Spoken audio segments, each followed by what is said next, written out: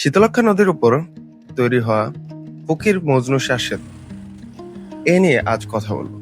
ঢাকা থেকে কাপাসিয়া হয়ে কিশোরগঞ্জ, নরসিংদী, মনোহরদী, ময়মনসিংহের গফরগাঁও এবং বৃহত্তর সিলেটের সঙ্গে সরাসরি সড়ক যোগাযোগ সহজ করেছে এই ব্রিজটি। এই সেতুর নাম রাখা হয়েছে ফকির মজনু শাহ সেতু এর স্মরণে। ফকির মজনু শাহ ছিলেন একজন সুফি সাধক এবং বাংলার ব্রিটিশ ইস্ট ইন্ডিয়া কোম্পানির বিরুদ্ধে ফকির সন্ন্যাসী আন্দোলনের অন্যতম প্রধান নেতা। বাংলাপিডিয়ার তথ্য অনুযায়ী তিনি 1760 থেকে কোম্পানি শাসনের বিরুদ্ধে সংগ্রাম করেন এবং দীর্ঘ সময় ধরে ফকির ও সন্ন্যাসীদের সংগঠিত করেছিলেন। এই ব্রিজটির ঐতিহাসিক নামকরণের একটি ইতিহাস রয়েছে, তেমনি এখানে একটা ঐতিহ্য রয়েছে।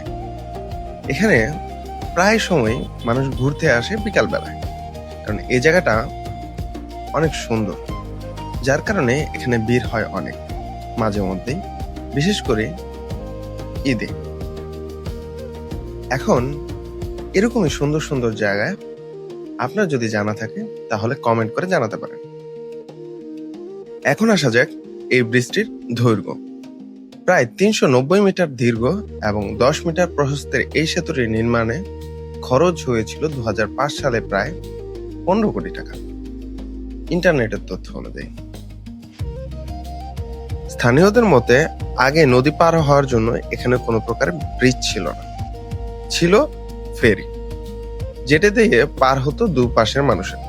তাই সময়ও লাগতো এবং যোগাযোগে নানান সমস্যা, কারণ সবসময় ফেরি পাওয়া যেত না।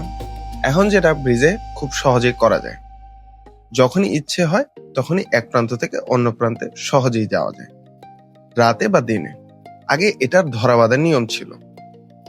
এখানে পানির অবস্থা একটু ঘোলাটে, এর কারণ হচ্ছে এখন বর্ষাকাল।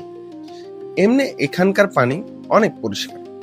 দুপাশের মানুষ এখানে গোসল করে, বিভিন্ন সময় বিভিন্ন অ্যাক্টিভিটিসও করে। আজ এ পর্যন্তই, দেখা হবে অন্য কোনো পর্বে।